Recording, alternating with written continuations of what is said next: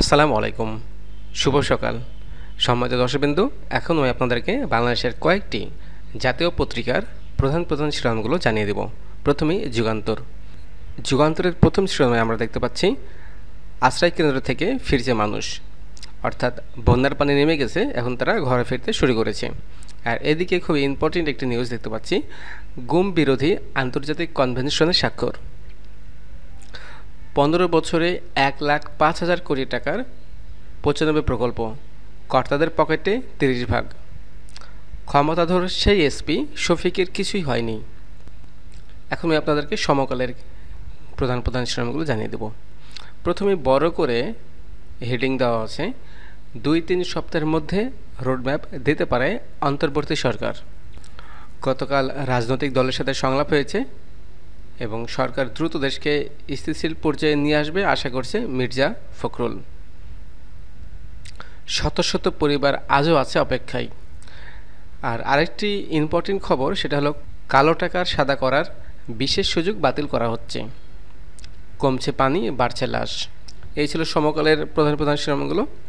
এখন আপনাদেরকে নয়া দিগন্তের শিরোনামগুলো জানিয়ে দিচ্ছি। নয়া দিগন্তের প্রথমে শিরোনাম দেওয়া হচ্ছে, গুম বিরোধী সনদে স্বাক্ষর ঢাকা। নির্বাচন নিয়ে সংলাপ চেয়েছে বিএনপি। এখানে রাষ্ট্রীয় প্রতিষ্ঠান ঠিক করতে সংবিধান আবার লিখতে হবে। আনিসুল, সালমান, সাদেক ও জিয়াউল ফের রিমান্ডে। এক্সিম ব্যাংক থেকে নজরুল ইসলাম মজুমদারের বিদায়। আর এখানে আরেকটি নিউজ দেওয়া হচ্ছে, প্রধান বিচারপতির বাসভবন, সুপ্রিম কোর্টের গেটে সভা সমাবেশ নিষিদ্ধ। 29 সাংবাদিক সহ হাসিনার বিরুদ্ধে ট্রাইব্যুনালে গণহত্যার অভিযোগ। তো এই ছিল নয়া দিগন্তের প্রধান শিরোনামগুলো। এখন আপনাদেরকে দৈনিক এনক্লাবের কিছু শিরোনামগুলো জানিয়ে দিচ্ছি। ভয়াবহ যানজটে বাড়ছে দুর্ঘটনা ও ভোগান্তি, ক্ষতবিক্ষত ঢাকা চট্টগ্রাম মহাসড়ক। আর এদিকে লেখা আছে, কালো টাকা সাদা করার সুযোগ বন্ধ, ধীর গতিতে কমছে বন্যার পানি। আর এদিকে সার্জিস আলম, যিনি বৈষম্য বিরোধী ছাত্র আন্দোলনের সমন্বয়ক, তিনি বলতেছে, রাজনৈতিক মিথ্যা মামলা বন্ধ করুন, স্বৈরশাসক আসবে না এমন সংবিধান করতে হবে। আর নিচে লেখা আছে, 14 আওয়ামী লীগ মন্ত্রী এমপিদের দেশ ত্যাগে নিষেধাজ্ঞা। এই ছিল ইনক্লাবের শিরোনামগুলো। এখন আমি আপনাদেরকে কালের কণ্ঠের শিরোনামগুলো জানিয়ে দিচ্ছি। কালের কণ্ঠের প্রথমে লিখছে, গুম বিরোধী সনদে সই করেছে বাংলাদেশ। বন্যায় 8,000 কিলোমিটার সড়কের ক্ষতি, শিল্প কারখানায় হামলা লুটপাটে উৎকণ্ঠায় উদ্যোক্তা, কাল থেকে রাজনৈতিক দলগুলোর সঙ্গে বৈঠক।